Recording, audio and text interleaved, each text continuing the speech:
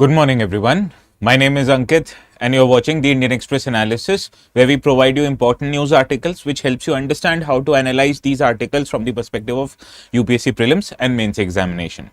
Also, to make you inculcate the habit of practicing questions, we give you practice MCQs as well as mains answer writing, which helps you do away with the inertia that the students face before attempting any kind of exam. And this kind of a habit, if you inculcate on a daily basis, it proves immensely beneficial when you are attempting your prelims and mains examination. So please make sure to attend these kind of sessions every day. Now today is 31st of January and we'll be dealing with yesterday's current affairs also, because we did not have the similar session yesterday. And also this is the time of the year when economic survey and budget is released by the finance ministry.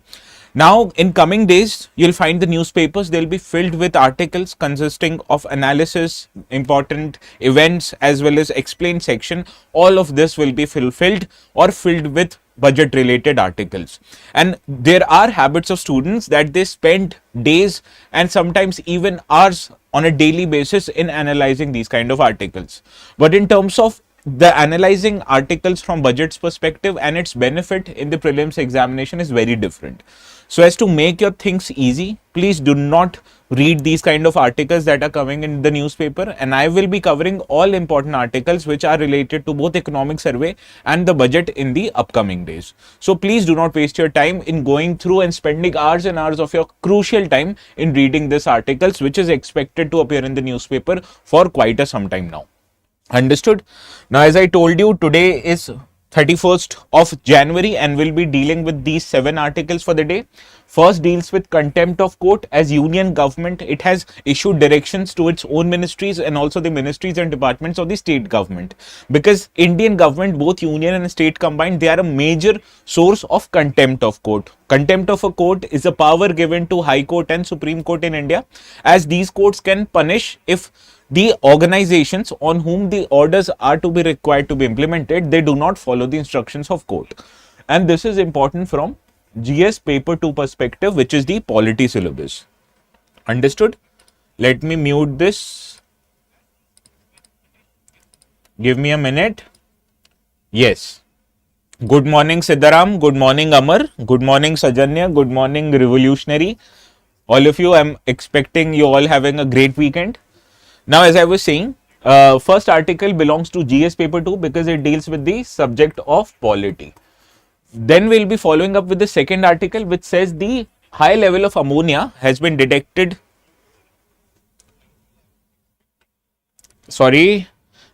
High ammonia levels, they have been detected in the rivers of Yamuna, and it has created a sort of political controversy over Haryana and Delhi, because the previous chief minister of Delhi, Mr. Arvind Kejriwal, he has blamed the BJP-led government in Haryana for polluting the Yamuna rivers with the high levels of ammonia.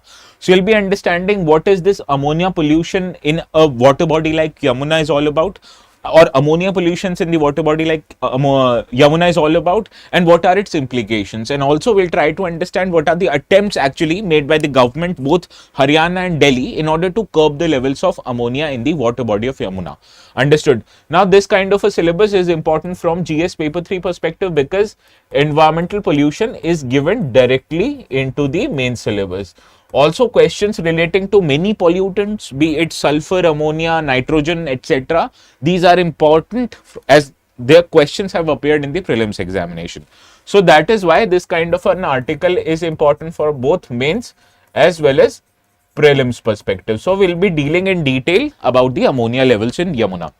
Third article, actually these third to 7th articles I have taken up from yesterday's newspaper, as the yesterday's newspaper had many important articles and today's newspaper in terms of UPSC's relevance was thin. So it allowed me to cover as much as 5 articles from yesterday's newspaper. Now yesterday an important event was covered in the newspaper, that was 100th launch of ISRO, as it sent a satellite belonging to the NavIC constellation of regional navigational services, as this highlighted ISRO's achievement from the previous past and how ISRO is trying to make its own regional navigation system. So we'll try to understand the NavIC, or how it is different from existing regional or global positioning systems like GPS, Galileo, etc. So this kind of an article is important from GS paper 3 syllabus as it highlights awareness related to space sector. Now, fourth article is critical minerals mission, as this has been brought by the Ministry of Mines so as to increase the production of critical minerals in our country. And why is this scheme important?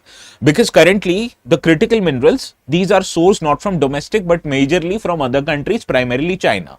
And this puts India into danger of disruption of its supply chain of critical minerals, because critical minerals, they are important from economic and military point of view, as these are used in many gadgets as well as defense related technologies, and there's a certain risk or probability of risk happening to the disruption of its supply chain.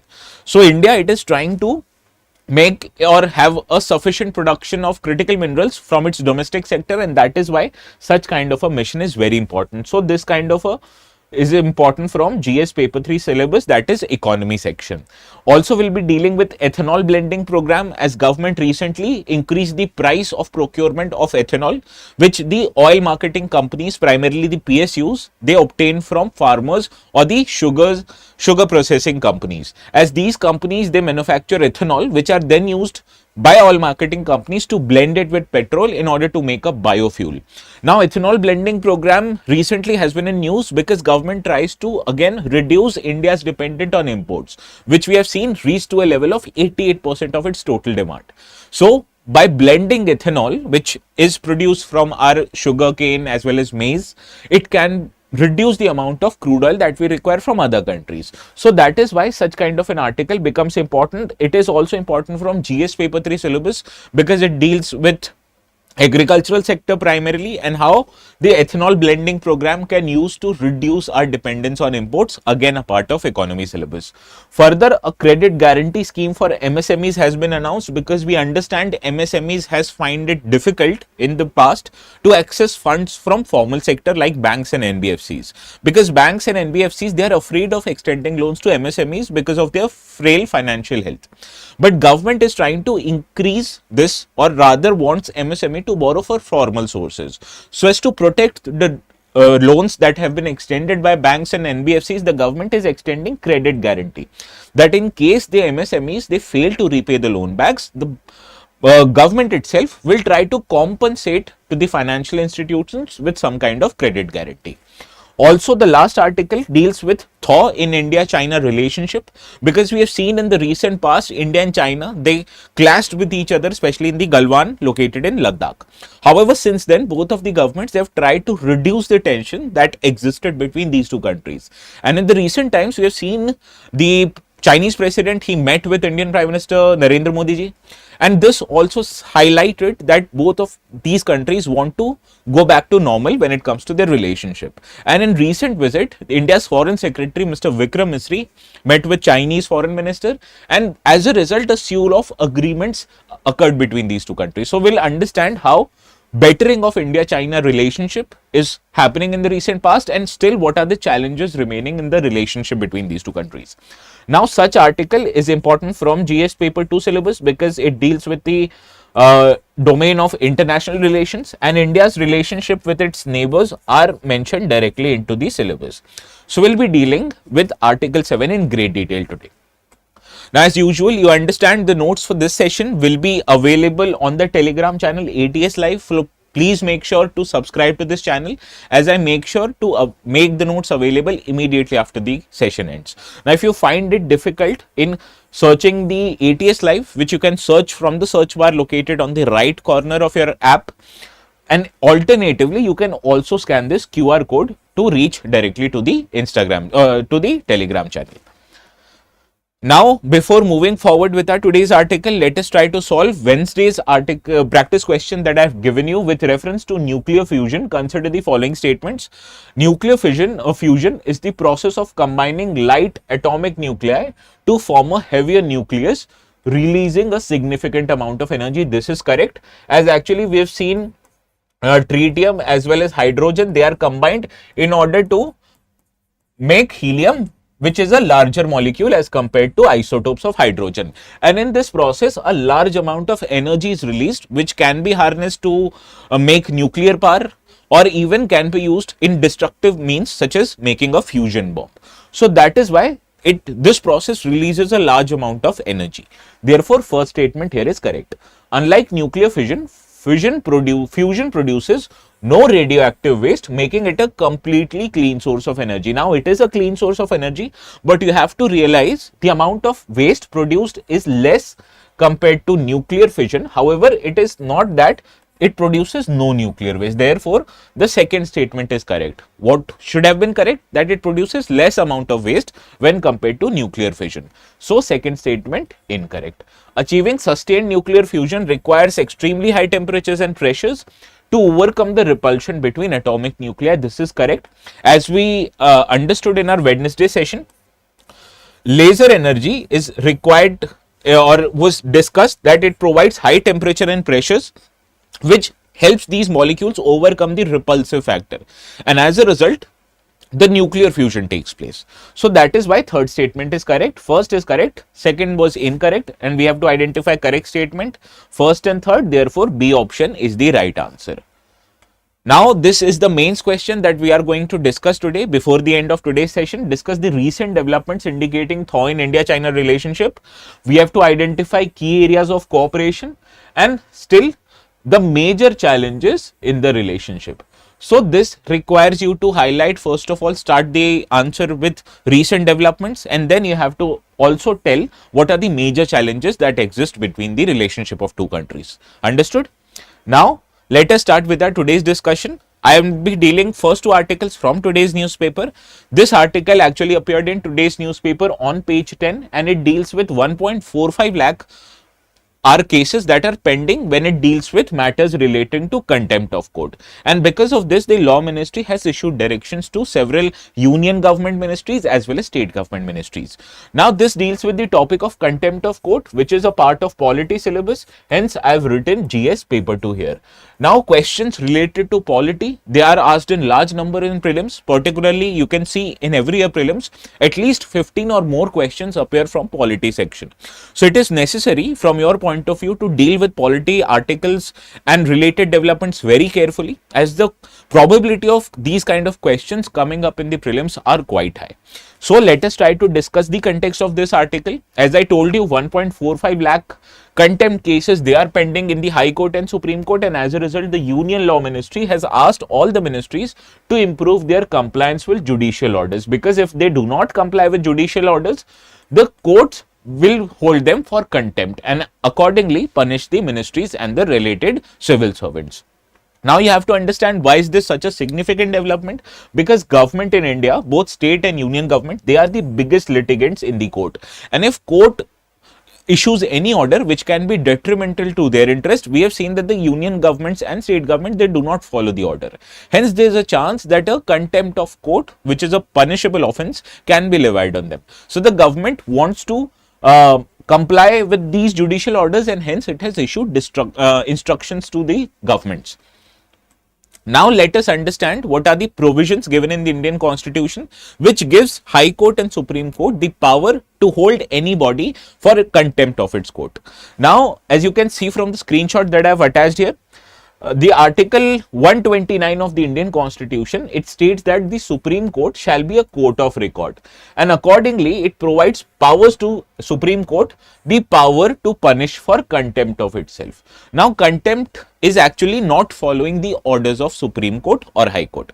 So, if anybody, be it individual, government or private agency, if they are given a kind of order, so they are required to follow that order, and if they are not following the order, the Supreme Court and High Court, they have the power to punish that bodies with the charge of contempt of court. So, it is given to the Supreme Court under Article 129, and under 215, the High Courts of Indian Union are also provided with the similar power to punish for contempt of itself. So, you understood, Article 129 is for Supreme Court, Article 215 is for High Court. Now, whenever you are writing mains answer, it is usual that if a topic asks, suppose for contempt of court, you start your answer with the relevant constitutional provisions. So, that is why I am telling you 129 and 215 are important for your introduction perspective. Understood? Now, as the Constitution only states that the Supreme Court and High Court, they have the power to punish for contempt of court. So, how is this power exercised, or what kind of powers are given in the contempt of court? It is given by the Union government in form of act which is passed by the Indian Parliament. Now this Indian Contempt of Courts Act 1971, it describes in detailed manner how contempt of court can be levied by by the Supreme Court and High Courts, and what kind of cases are covered in the contempt of court. Now according to this act, there are two cases or two different types of contempt of court. First is civil contempt and another one is criminal contempt. Now civil contempt is when a body it willfully disobeys or does not follow the orders of a court of any judgment, decree, direction, order or process, and it also includes willful breach of any undertaking given in the court. Because in many cases we have seen that the government gives certain kind of undertaking that it will do so and so, but what if it does not follow that undertaking which it had submitted in the court? Still the courts can punish the government and individuals for contempt of court in addition to willful disobedience. So this is what civil contempt is. Now on the other hand, the criminal contempt, it means any publication which can be spoken words, written words, signs or visible representation which in any matter does away with the act, or for example it scandalizes or tends to scandalizes or lowers the authority of the court, then it includes the example of criminal contempt. Also, if any kind of an activity which prejudices, interferes or tends to interfere with the due course of a judicial proceedings, then it is also an example of civil court. Also, if any action, degree, word, etc., if it interferes or tends to interfere with the administration of justice, all these three instances, they constitute criminal contempt. So you understood, willful or willful disobedience or not following the orders of the court, it means civil contempt. But when you scandalize or lower the authority of the court by your action, words, etc., it is a criminal contempt. Also, if you interfere in the proceedings of the court and also delay the administration of justice, then also you can be prosecuted for criminal contempt. Understood the difference between civil and criminal? Now, good morning Sejal, good morning FTY. Now, the contempt of court, it is punishable with simple imprisonment which can be extended up till 6 months or with fine or both of them. However, there are instances that we have seen that in case any person who has been accused of contempt of court, they issue an apology to the court, and after the court is satisfied with the kind of apology, the contempt proceedings are withdrawn. For example, we have seen in many cases politicians, they have tried to scandalize or lower the authority of the court, and court has threatened them with contempt of cases. So in that cases, we have seen that the politicians, they issue an apology and the courts, they let them go just because they have apologized in public to the court of harming its reputation. Also, what are not included in contempt of court, this is also very important, because if you try to very fairly and accurately report the judicial proceedings, or if you even fairly criticize the judicial judgments after they have been given by the court and after the cases end, these do not constitute a contempt of court. For example, reporters, they often report in newspapers like Hindu and Indian Express of what the court proceedings are happening, and there are also op-eds in the paper that you will say that fairly criticize any judgment after they have ended, then you can say that these are not examples of contempt of court. Rather, willful disobedience is an example of civil contempt, whereas if you try to lower the authority of court or try to interfere in the process of justice, then it is a criminal contempt. Understood? Now let us try to understand or try to test our learning with the help of this practice question with reference to contempts of court in India. Consider the following statement. Contempt of court in India is classified into civil contempt and criminal contempt. Yes, I have told you so. As the Contempt of Courts Act 1971, it classifies contempts into two different types, civil and criminal. Therefore, first statement correct. The power to punish for contempt is explicitly mentioned in the Constitution of India for both Supreme Court and Indian High Court. Now, it is not explicitly mentioned in the Constitution. Rather, it is Contempt of Court Act of 1971 that explicitly mentions the power of contempt of court. So, you can say it is correct as it is explicitly mentioned in the Constitution. Additionally, it is also mentioned in the Contempt of Court Act 1971. So, first and second correct. All criticisms of judicial decisions are considered as contempt of court under Indian law. Now, this is an absolute statement and incorrect, because not all criticisms, rather fair criticisms, which are published after the judgment has been given by the court, then it is not a contempt of court, rather it is exempted from contempt of court. So, third statement incorrect, first and second are correct. Option A here is the right answer. Yes, FTY, you are correct. Now, I am seeing very low participation. Where is everyone? Please mark your attendance. I want to see you are watching this session or not. Now, moving to the second article. This article appeared in the explain section of today's newspaper, that is on page 18 today. Now, this article deals with the high levels of ammonia pollution in the river of Yamuna, and that is why it deals with environmental pollution. Hence, it is a subject of environment. Therefore, GS paper 3 is the relevant paper for this subject. Now, the article, it states that the Aam Aadmi Party convener, Mr. Arvind Kejriwal, he had accused the BJP-led government in Haryana of polluting or discharging ammonia into the water bodies of Yamuna. So, this is, according to Aam Aadmi Party's convener, a deliberate attempt of poisoning Delhi's water supply. Now, after this accusation, the Haryana government and the BJP government, they have actually lodged a complaint with the Election Commission against the former Chief Minister of Delhi. So, this actually has resulted into a political dispute between BJP and Aam Aadmi Party. Now, this political dispute is not important for our exam. What is important actually is that alarming levels of ammonia, what are the causes and what may be the consequences of such high levels of ammonia pollution in any river or any water body. So, we'll try to understand first of all what is ammonia. It is actually a gas which is easily dissolvable in water, and it is colorless and gaseous chemical which has a sharp odor. Now, this is widely used in industrial processes. For example, it is used in manufacture of fertilizers like urea. It is used as a coolant, cleansing agent, food additives, and also they are used in animal feed production. So, these are the industrial usage of ammonia gas. So, you understand, if a gas has an industrial usage, there is a probability that these gases can also come in the effluents which are discharged by these industries, and when these effluents are dissolved or are done away in the water body, it leads to water pollution. Understood? Now, major sources of ammonia pollution, you understand, these are runoffs from farmland, because we understand urea is used in Indian farmlands in large numbers, or as a result of direct discharge of effluents from industries, as I told you. Now, these discharge of effluents from Indian industries, we have seen that they are majorly untreated, and hence as a result we have seen high levels of ammonia in the water bodies.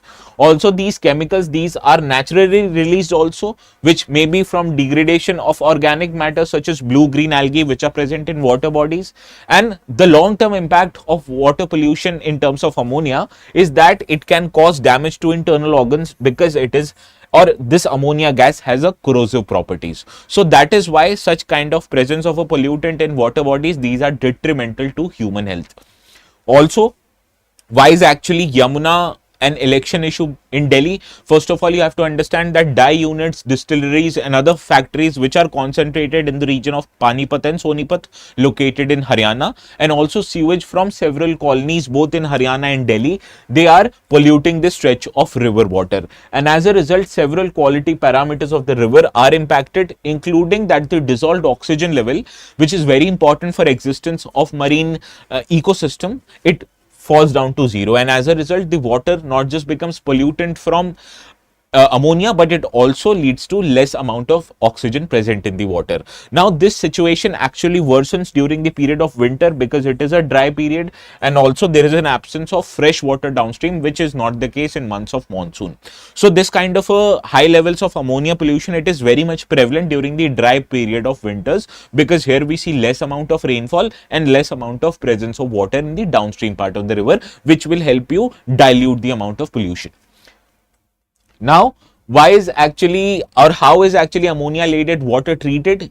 This is treated by Delhi Jal Board's water treatment plants, which uses chlorine to treat the excessive amount of urea. Now, as per the officials, they have said that 11.5 kgs of chlorine is needed per liter of water every hour to neutralize 1 parts per million presence of ammonical nitrogen.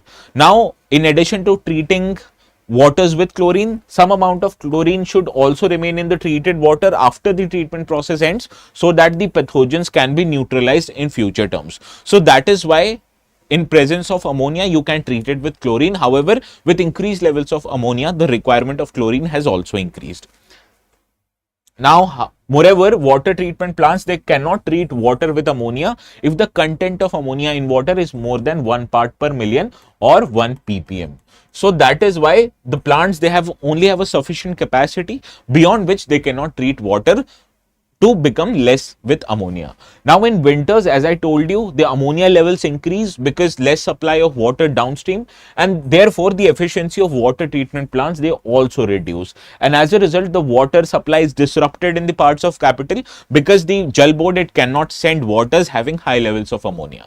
So this is the problem which is very much prevalent during the dry winter period that is existing right now, and therefore as the elections of Delhi is going to happen in 5th of February, that issue has taken a political turn. Now actually let us try to understand that why is any government becoming so concerned about ammonia pollution even only during the time of election, because they were in power for the past 5 years and they did not say anything. So for years now, both Delhi and Haryana governments, they have actually failed up to come with a long-term viable solution to treat excessive ammonia water. Now Delhi government, it has proposed setting up of an in situ water treatment plant at Wazirabad Pond as an immediate solution. This was done back in 2023. However, even till then, this plant remains underdeveloped. And also the Haryana government, it is yet to complete the laying down of pipeline, which would have prevent the intermixing of river waters with that of effluent released from industries. So both of these governments, they are actually culprit that the issue has only come into fruition during the time of election. However, this is a persistent problem that happens every year. So you understand, politicians say one thing and they do another thing. So you do not need to get into details of this political controversy. What is important from exams point of view is that the ammonia levels of pollution and how it can be dealt with the use of chlorine. Now let us move to yesterday's articles. This article appeared in yesterday's newspaper on page 9, and it states that ISRO has actually scored a century of launches. Now this century was very important for our India space program, because under this mission, which was launched over GSLV launch vehicle or LVM-3, it utilizes the ISRO's potential to send a satellite which belongs to NavIC constellation of satellite. Now this is a second generation satellite for NavIC constellation, which is equipped with advanced atomic clocks and L1 frequency, which will provide its enhanced capacity to provide regional navigation. Understood? So from our articles, what is important is the NavIC constellation of satellites, what it wants to do. As I have dealt with the GSLV launch vehicle in our previous discussions also, so I'll go into detail about NavIC satellite system.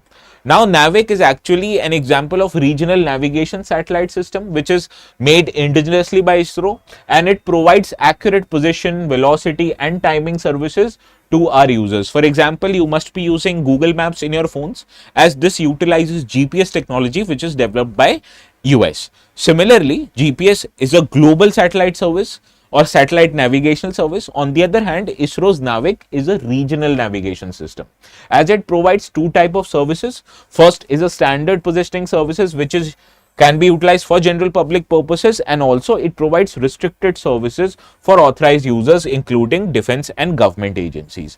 Now the significance of these type of services are many. First of all, earlier India was completely dependent on external sources to meet its navigational need, particularly for military point of view. However, India faced a problem during the war of Kargil, as US denied the access of Indian military to GPS systems, which hampered India's military to bomb the targets of intruders in Kargil, and also it tried to jeopardize India's attempt to fire artillery shells which also use GPS technology for precise location. Now the coverage of this NavIC is Indian mainland and up to 1500 kilometers beyond Indian landmass. Therefore, it is a regional navigation service which only provides coverage for the Indian borders and 1500 kilometers beyond Indian borders. Whereas on the other hand, Galileo, which is a European navigational service, or GPS, which is US based navigational services, they provide services for across the globe. Understood?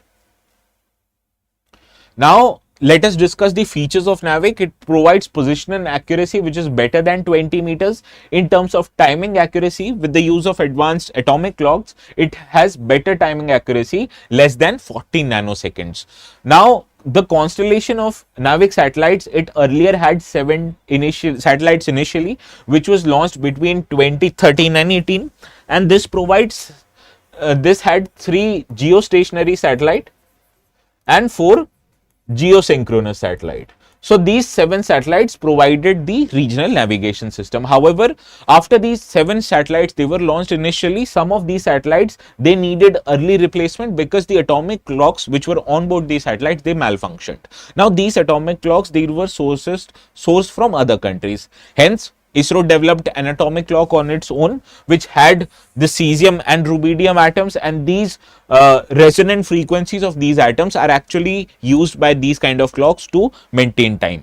And these clocks are very essential for part of GPS functioning, because any navigational functioning, it requires to understand the time taken from ground level GPS source to travel it to space and accordingly. So lesser amount of time it takes for the signal to travel to satellite and back to Earth is the better the regional navigation system is. So that is why you need a very precise timekeeping operation which is provided by the atomic clocks here.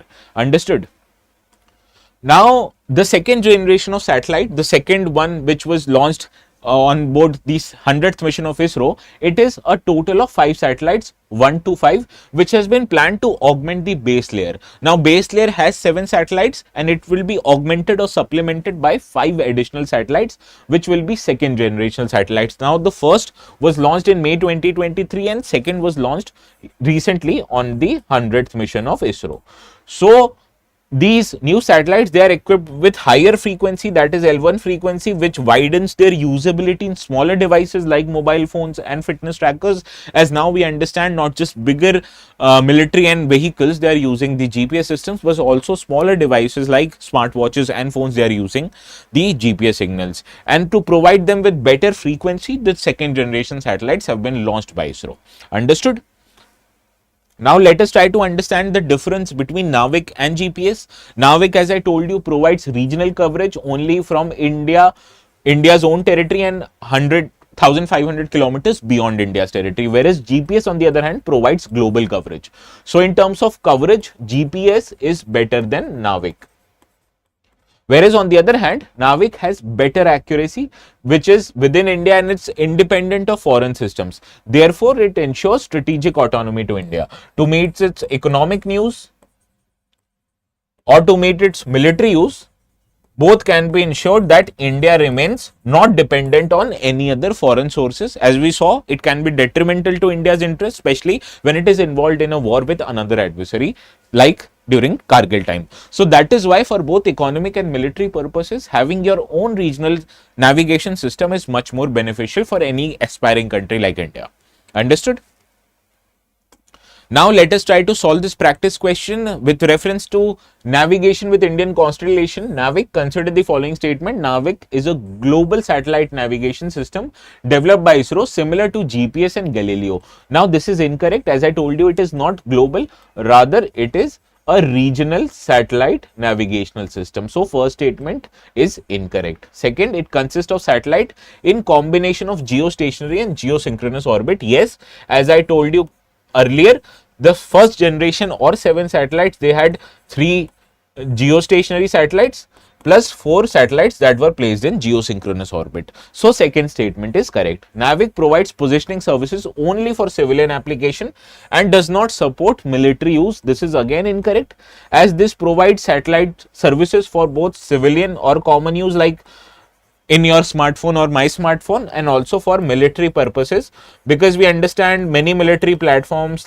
like aircrafts, artillery guns, they use the global positioning system to accurately target enemy territories. Okay, so third and first statement incorrect, only second statement correct. We have to identify correct statement here, therefore option B here is the right answer. Now as I tell you every day, in case you are facing difficulties in understanding key subjects or key topics, please make sure to subscribe to our foundation batches which are available right now.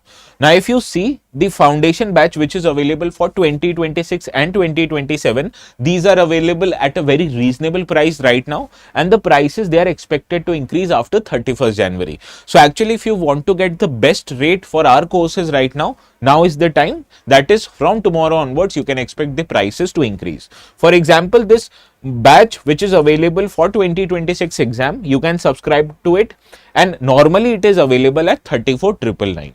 However, I'll tell you that by the use of code that you can see on the screens below, you can buy these courses and use the promo code called as ATS Live here, and if you apply this promo code here, you can see from 34,999 the price reduces to 27,999. That is a discount of 7,000 rupees. So please save the hard-earned money that your parents or you might be having, and this is very essential as complete understanding of the syllabus which is provided in the foundation lectures. You are also will be provided 18 set of books which you can use for your preparation, and also to understand and implement the practice much better, you will be provided with test series both for prelims and mains examination. Also, if you might be facing any problem in scheduling or how to approach any subject, you will be offered a 24/7 of mentoring support under these courses. And if this is available at 27,999, you can understand the value for money for such courses are very important. But please make sure to use the code ATS Live, as it will help you save 7,000 rupees, which is very important. Understood? Now let us move to the discussion with the next article. This article actually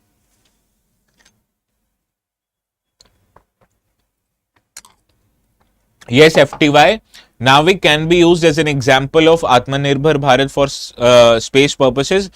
Sejal Gupta, use of chloride to treat water is good, yes, up till a certain extent. When you use these kind of devices or chemicals, these helps you purify the water. So only presence of chloride up till a certain level is good, beyond that it might be harmful. Now, as I was saying, let us move to this article which appeared in yesterday's newspaper on business page, that is on page 15.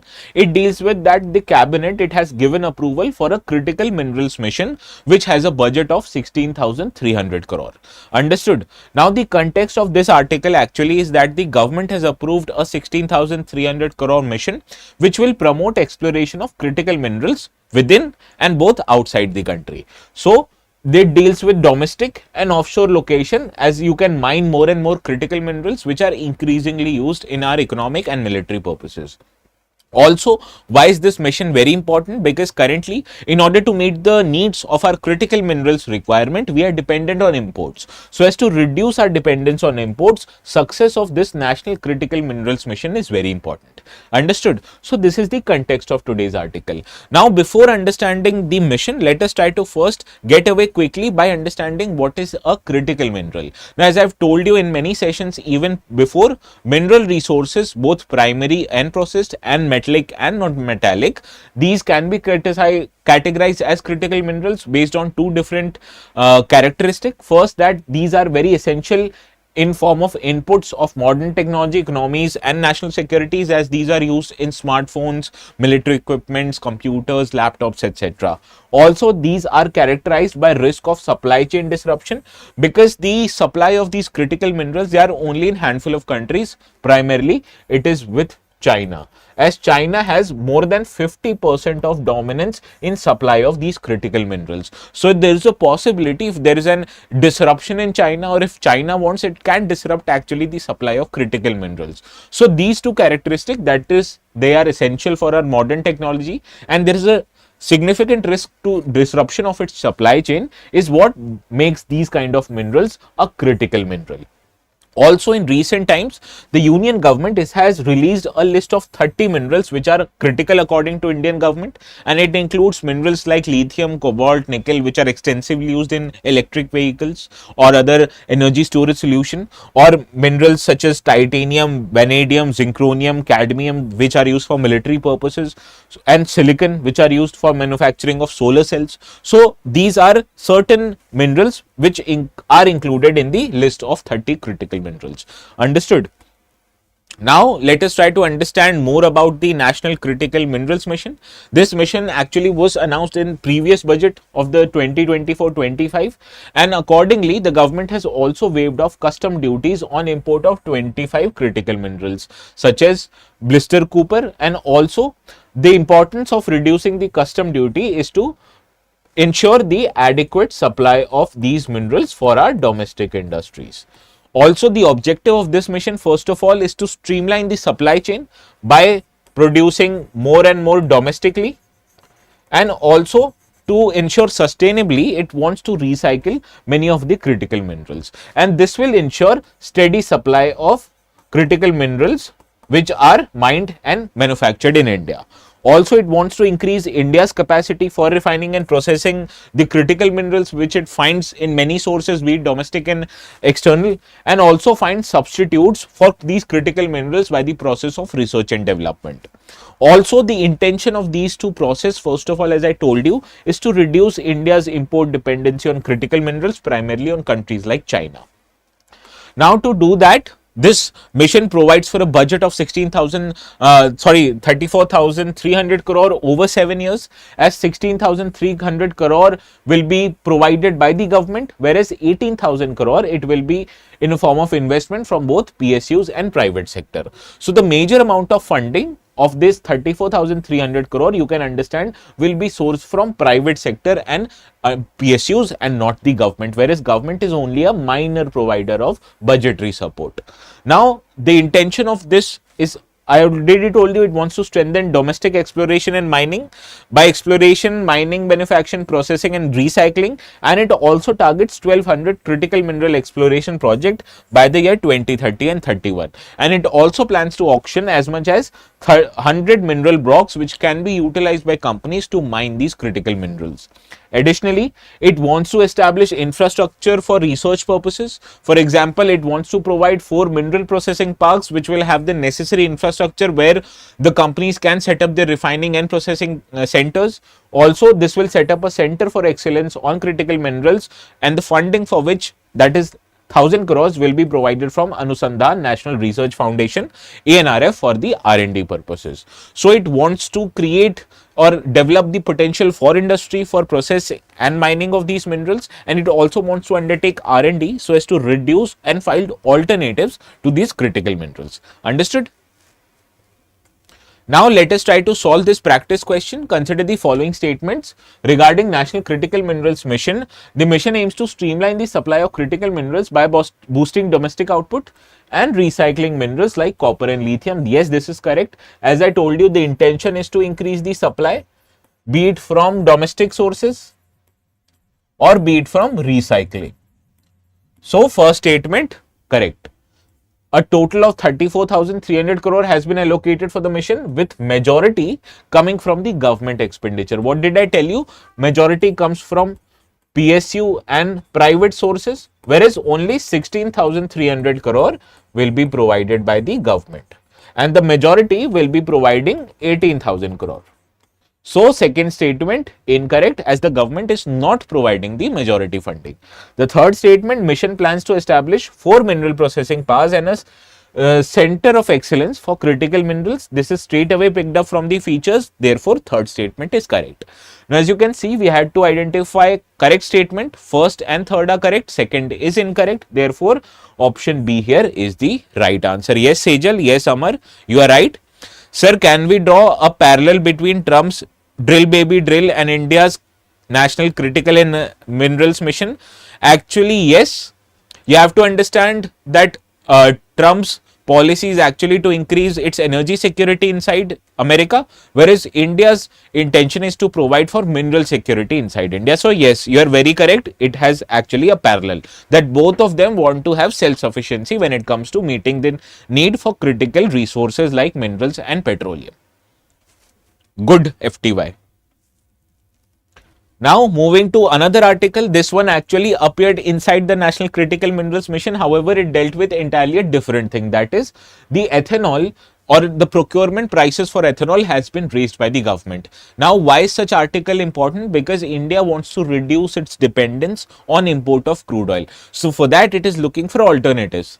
one of which is the use of ethanol. When you blend ethanol with petrol, first of all, you will be requiring less amount of crude oil, and also these ethanol can be produced for domestic sources like sugar and maize, which are grown in India. So it will increase the capacity of farmers to grow more crops, which will lead to more income for farmers. It will provide income support even to the sugar industry, which we can understand is facing many financial crises. So there are many goals which can be fulfilled by just blending of ethanol with petrol.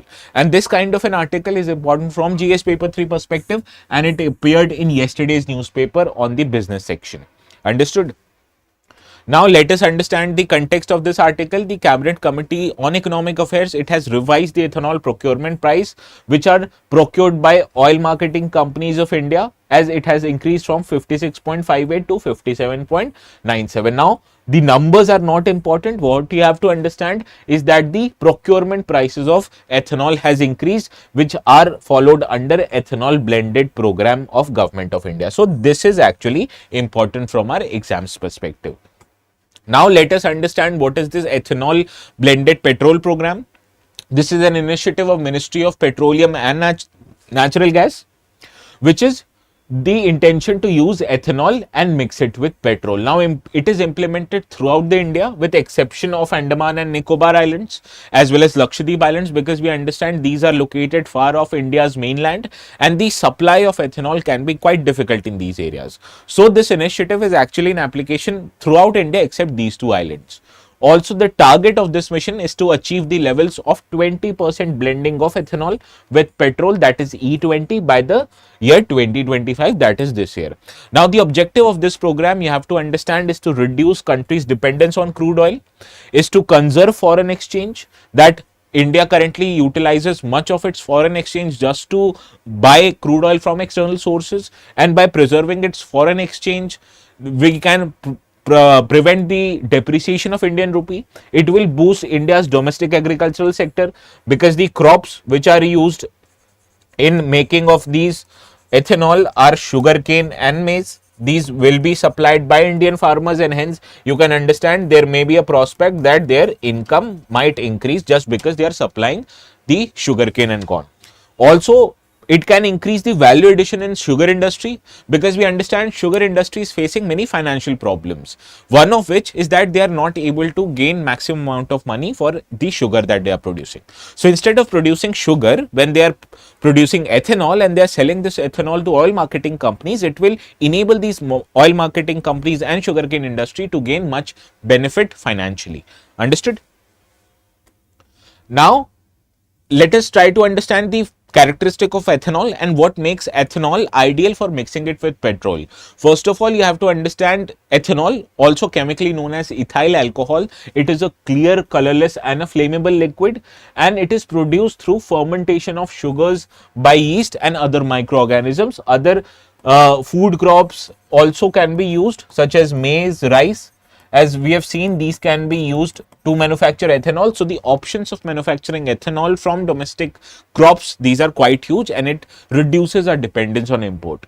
Now, once blended, ethanol cannot be separated from petrol. Therefore, the mixture is quite homogeneous in nature. And as ethanol molecule, it contains oxygen in large numbers. Therefore, it allows the engines to completely combust the fuel that is provided in the engine. That is why whenever the complete combustion of fuel is happening, the amount of emissions from that fuel burning will be quite less. Therefore, in terms of reducing the emissions is also concerned, blended petrol, which has blending of ethanol, it is emitting less amount of emissions when you compare it with 100% petrol. So one of the other intention is also to reduce the emissions from the fossil fuel based cars and vehicles. Also, this ethanol based petrol, it has a higher octane number than gasoline. Therefore, the amount of combustion or amount of knocking that may happen in engine, it will be reduced by the use of ethanol. So these are the benefits of ethanol, that it has high octane number, it can homogeneously mix with petrol, and it also has large amount of oxygen which provides for complete combustion and hence reduced emission. Now let us move to another article. This article also appeared in the business page of yesterday's newspaper, and it states that the government has actually launched a credit guarantee scheme for MSMEs as it was announced in the budget last year. Now As I told you earlier also, MSMEs, they face problems when they want to access credit from formal sources like banks and NBFCs. So in order to make it more attractive for these financial institutions to extend loans to MSMEs, the government is saying that in case the MSMEs do not return the loan, we will guarantee that we will compensate you for the loss. And for that, the credit guarantee scheme has been approved by the government, which will facilitate collateral-free loans to MSMEs, and the coverage is provided up to 100 crore rupees. Now this National Credit Guarantee Trustee Company, it will provide 60% of credit guarantee coverage to the member lending institutions as per the scheme. So let us try to understand what this scheme is and what are the benefits of such scheme. Now, as I told you, the loan coverage and eligibility under the scheme is that the MSMEs, they can obtain loans up to 100 crores for purchasing of equipment and machinery. Now, these MSMEs, they are making products based on very rudimentary and basic manufacturing process. So, if we want to increase their productivity, we want these MSMEs to have advanced machineries and equipments. And purchasing these advanced machinery equipments requires large amount of finance, which can be sourced from formal credit institutions like banks and NBFCs. And the minimum cost of these equipments and machinery, they should be at least 75% of the project cost. Then only they'll be eligible to get loans under the scheme. Also, MSMEs, they must have a valid Udyan registration number, which will make them eligible for getting these kind of loans. So these three criteria are necessary. They can obtain loans up to 100 crores. 75% of the cost for these machinery should be there for the project cost, and also they must have a valid Udyam registration number. So these are eligibility criteria. The second statement or the second features of this scheme is that it provides certain kind of benefits when they want to pay the repayment of these loans. If they have taken loans up to 50 crore rupees, the repayment period is up to 8 years with 2 years moratorium on principal payments. For example, they are not required to return principal payments up till the period of 2 years from when they have taken the loan. And the total amount of period when they can return the loan back is 8 years, which is a long time. Also, if the loan is above 50 crores, it provides for higher repayment schedule and a moratorium period accordingly. So there are certain benefits also. Now, the guarantee fee and initial contribution is that at least 5% of initial contribution of the loan amount is required from the MSME side, and then only they'll be provided with the loans under this scheme. Also, the scheme duration, it is valid up till 4 years or until the date 7 years or 7 lakh crore of guarantee has been issued. Understood? So this is the period of validity for this scheme. Now, based on this information, let us now try to solve the practice question. With reference to mutual credit guarantee scheme for MSMEs, consider the following statement. This scheme provides 100% of credit guarantee coverage for loans up till 100 crores MSMEs. I told you this is incorrect. It provides 65% of credit guarantee, not 100%. The MSMEs, they must have a valid Udyam registration number to avail the benefits under the scheme. This is correct. The scheme will be operational for 4 years or until 7 lakh crores in guarantees has been issued. Yes, this is correct. First incorrect, second and third correct. We have to identify correct statement. Option B here is the right answer. Now, let us move to the last article of the day. This article actually appeared in the Indian Express newspaper, and there were two articles. One is in op-ed section, which was on page 10, and another one is on the explained section, which was on page 13. Now, this article deals with India's relation with China, which is a neighboring country, and hence it is important from IR syllabus, which is a part of GS paper 2. Understood? So let us try to understand the context of today's discussion. Now, you understand India's Foreign Secretary, Mr. Vikram Misri, was recently on a visit to China, and in that he met with Chinese Foreign Minister and other important functionary in the government of China. Now, accordingly, several confidence building measures and agreements were signed between these two countries, which highlights that the bilateral relations between these two countries, which was soured previously, is trying to get improved. So let us try to understand what are the developments or recent agreements that were signed, based on which we can say the improvement of relationship are happening. First is that the resumption of Kailash Mansarovar Yatra will take place. This is a pilgrimage in Mount Kailash and Mansarovar Lake, which is located in Tibet, and it is very important for people belonging to Hindu religion. Now, this yatra or journey was disrupted due to COVID pandemic, and after that the tensions between India and China, and therefore the resumption of this Kailash Mansarovar Yatra means more Indian tourists can visit now Tibet, which is located in China. Also, restoration of direct flights between New Delhi and Beijing is expected to happen, which will improve both people to people and business ties, because we understand Indian students, they study in large number in Chinese universities. So are Chinese students who are studying in Indian universities. And also, people visiting China for business purposes, they had to take flights from Singapore or from other areas just to reach China. And when you're providing with resumption of direct flights, it will increase the connectivity between those two countries, hence enable people and business people to travel between these two countries directly. Also, issuance of visas for journalists and think tanks will be provided, which signals greater engagement between these two countries, and the relation between these two countries can be transparently analyzed by these experts. Also, sharing of trans-border river water data is very essential for India, as it wants to control and it wants to manage the flood levels better, especially in the regions of Northeast, Uttarakhand, Bihar, etc. And for that, it needs water sharing data for Brahmaputra and other important rivers such as Satluj, which are emerging from China. And this sharing of water data, we understand, was disrupted because of bad relationship between these two countries, and as the relationship are improving, so are resumption of sharing of data. So these are the important developments. Now these developments have also came out of many recent developments that had happened, which can signal improvement in the relationship. First, in late 2024, we saw an agreement of completely disengaging the militaries that happened in both the borders, and it allowed the militaries of these two countries to move away from the border areas and into establishing buffer zones, which you can understand has reduced the tension between the military of these two countries. Also, first formal meeting between the head of governments took place between Prime Minister Narendra Modi and Chinese President Xi Jinping, which happened in the BRICS summit in Kazan, and it highlighted that the agreement or the symbol of restoration of ties has an approval of the supreme leaders of these two countries. Also, resumption of dialogue has actually taken place. Indian NSA Mr. Ajit Doval visited China, and he held a special representative meeting with the special representative of China, which is the Foreign Minister Wang Yi. And this highlights that in order to resume the discussions over the solving of border issue is very important, and this meeting took place after a gap of 5 years.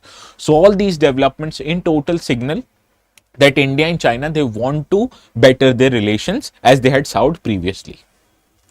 Now let us understand what are the factors that are driving both these countries into talking to each other and improving their ties.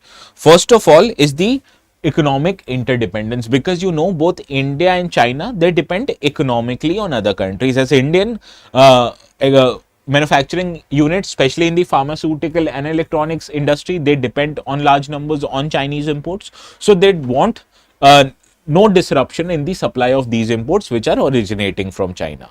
Also, for Chinese economy, you understand Indian market is very essential, because Chinese products, they are witnessing higher tariffs in Western markets, particularly US. So they want to diversify their trades from away from Western markets, and for that, Indian market is very attractive for Chinese companies. So both of them, they are expected to gain economically once the relationship starts to get better. Also, in terms of military, both of these countries, they are spending large amount of money just to hold an operational level readiness for the militaries into the LAC. And this cost a lot of money and also put significant dangers to the lives of the military soldiers. So in order to reduce the cost and also deal with the geographical challenges, as these two countries understood that it is impossible for any of these countries to make a significant amount of gain when they are going to attack any other country. So in order to keep the cost of military readiness low, in order to reduce the tension between these two militaries, this has been a cause of why both of these countries are trying to improve their ties. Also, there is a political factor also which is driving these two countries to talk to each other, is the United States. Now, both of these countries, they do not want to become dependent on United States, particularly as China witnessed that India was becoming closer and closer to US, and it kind of put Chinese into discomfort. And also India want to manage its relationship with China much better manner, because you have to understand China is located on our northern borders, and hence we need to keep our options open with China, so that China or that India is spending too much money on its India's relationship with Pakistan and China, as it has to keep forces on its operational readiness on both of these borders. And it will be better for India if it wants to improve its relationship with China, because for that it will try to focus more on Pakistan.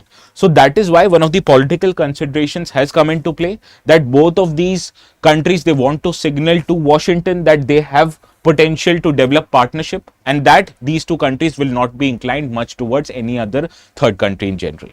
Understood? So these are the factors that are driving why India and China has tried to improve the relationship. Now, despite such factors, you have to understand that the challenges that have resulted into increase in tension between these two countries has not been done away with completely. First of all, we have to understand that these two countries have historic, or are in the previous time also have clashed in with each other. You can understand in 1962, India went on to a war with China, and also the clashes happened in late 60s, late 80s, and now in 2020s also. For example, Indian military, it actively intervened in the Bhutanese territory of Doklam in order to prevent China from making infrastructure which can be detrimental to India's interest in the Siliguri corridor. That is why the historical tensions, they say that this kind of a clash is expected to happen in the future.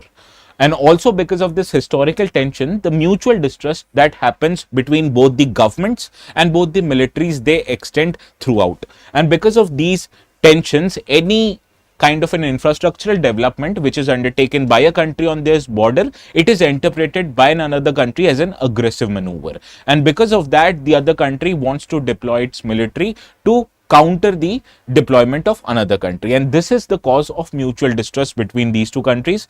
Primarily why? Because they have a history of tense relationship among them.